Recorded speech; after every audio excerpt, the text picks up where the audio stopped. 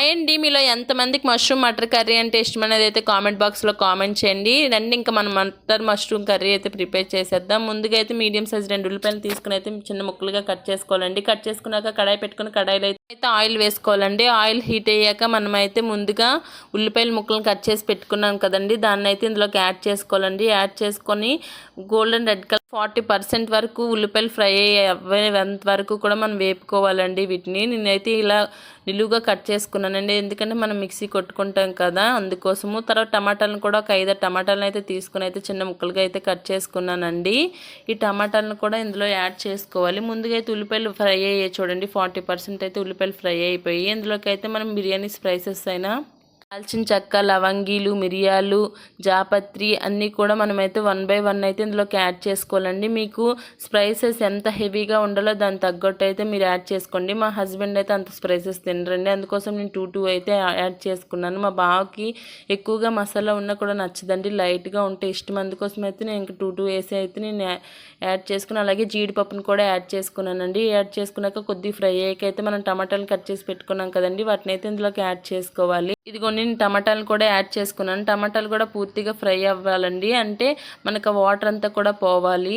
టమాటాలు కూడా 50% వరకు మనమైతే ఫ్రై చేసుకోవాలండి. ఫ్రై చేసుకున్నాక అందులో సాల్ట్ని అయితే యాడ్ చేసుకోవాలండి. సాల్ట్ని యాడ్ చేసుకున్నాక మనమైతే ఇంకా కలుపుతో అయితే ఫ్రై చేసుకోవాలి, అడుగు పట్టకుండా మాడనివ్వకూడదండి. నీట్గా ఇలా గోల్డెన్ రెడ్ కలర్ వచ్చాక మనమైతే ఆఫ్ చేసుకోవాలి. నేను మష్రూమ్ని అయితే డీప్ ఫ్రిడ్జ్లో పెట్టేశానండి, మా ఆయన తెచ్చి 2 days అయ్యింది.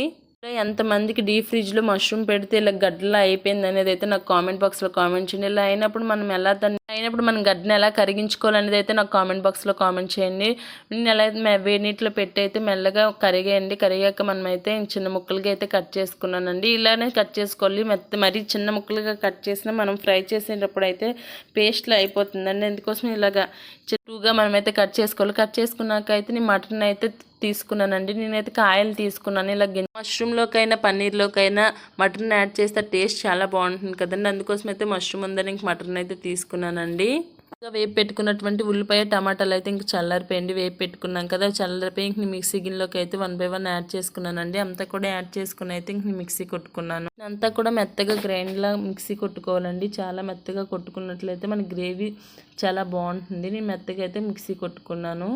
మిక్సీ కొట్టుకున్నాక ఇంక కడాయిని అయితే పెట్టుకున్నానండి. కడాయిని అయితే పెట్టుకుని అందులోకి అయితే బిర్యానీ ఆకుని యాడ్ చేసుకున్నాను. బిర్యానీ ఆకు కూడా వేడయ్యాక అందులోకి జీరాని కూడా కొద్దిగా అయితే యాడ్ చేసుకున్నానండి. జీరా కూడా యాడ్ చేసుకున్నాక అదంతా కూడా ఫ్రై అయ్యాక అయితే నేను ముందుగా ప్రిపేర్ చేసుకున్నటువంటి పేస్ట్ని అయితే ఇందులో యాడ్ చేసుకోవాలండి. యాడ్ చేసుకుని పచ్చివాసన పోయినంత వరకు కూడా బాగా ఫ్రై చేసుకోవాలి. అలాగే ఇదే ప్లేస్ అల్లం వెల్లుల్లి పేస్ట్ని కూడా యాడ్ చేసుకోవాలండి. యాడ్ చేసుకొని రెండింటిని కూడా ఒక 60% పాటు మనమైతే ఫ్రై చేసుకోవాలంటే నూనె పైకి తేలినంత వరకు కూడా మనం ఫ్రై చేసుకోవాలండి.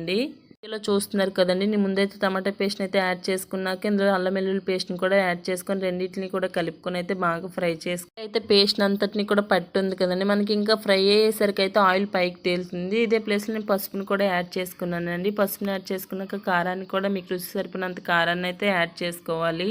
యాడ్ చేసుకున్నాక గరం మసాలాను కూడా కొద్దిగా అయితే యాడ్ చేసుకొని సాల్ట్ని కూడా యాడ్ చేసుకున్నానండి. మనకు రుచి సరిపోయినంత సాల్ట్ ముందైతే మనం ఫ్రై చేసినప్పుడు సాల్ట్ని వేసుకున్నాం కదండి, అందుకే ఇక్కడ కొద్ది సాల్ట్నే వేసాను. కూడా వేసాక మనం అయితే ఇంక మూత పెట్టుకొని అయితే అలా ఫ్రై చేయాలండి. సిమ్లో పెట్టుకొని అయితే ఫ్రై చేసినట్లయితే మనకు ఆయిల్ అంతా కూడా పైకి తేలుతుంది, అడుగు పట్టకుండా.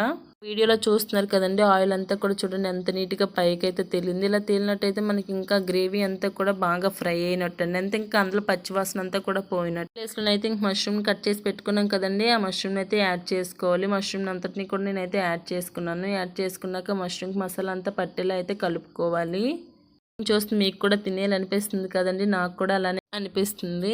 ఇంకా నెక్స్ట్ అయితే ఇంక మూత పెట్టుకొని బాగా కూడా ఫ్రై చేసుకోవాలండి. అంటే మష్రూమ్ అంతా కూడా కొద్ది ఫ్రై చేసుకున్నాక మటన్ అయితే ఇంకా యాడ్ చేసుకోవాలి. మటన్ కూడా ఇక్కడ యాడ్ చేస్తానండి. మటన్ కూడా యాడ్ చేసుకున్నాక ఒకసారి అయితే కలుపుకున్నాక మన గ్రేవీకి సరిపోయిన వాటర్ని అయితే ఇక్కడ యాడ్ చేసుకోవాలండి. నేనైతే గ్రేవీకి సరిపోయిన వాటర్ని అయితే యాడ్ చేసుకున్నాను. యాడ్ చేసుకుని ఒకసారి అయితే కలుపుకుని మూత పెట్టుకున్నానండి. గ్రేవీ అంతా ఇంక సరిపోయినట్టు మనకు అనిపిస్తుంది అన్నప్పుడు అయితే ఇంక గ్యాస్ ఆఫ్ చేసుకోవడం అండి. చాలా చాలా టేస్ట్గా వస్తుందండి ఈ విధంగా చేసినట్లయితే. నేను ట్రై చేసి మీకు ఎలా వచ్చిందనేది మాత్రమే చూపిస్తున్నానండి. నేను కూడా ట్రై చేశాను, చాలా చాలా బాగుందండి. ఈ విధంగా చేసి చూడండి, మీకు రైస్తో కానీ చపాతీతో కానీ చాలా బాగుంటుందండి గ్రేవీ అయితే. మేమైతే రైస్తో కలుపుకొని తిన్నామండి. మా బావ అయితే డ్యూటీ నుండి వచ్చారు. మా బావకు కూడా పెట్టాను. చాలా చాలా బాగుందన్నారండి మా బావ కూడాను.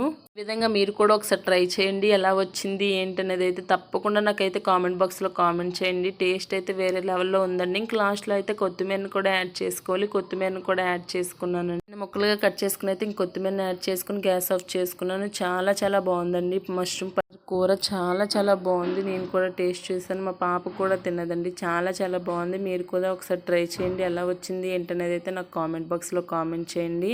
ఇలాంటి మోర్ ఇంట్రెస్టింగ్ వీడియోస్ కోసం please like, share, subscribe my channel. మరి కొంతమందికి అయితే షేర్ చేయండి. అప్పుడైతే మనం సబ్స్క్రైబ్ చేసుకుంటారు మన ఛానల్ని. Please like, share, subscribe. Bye bye.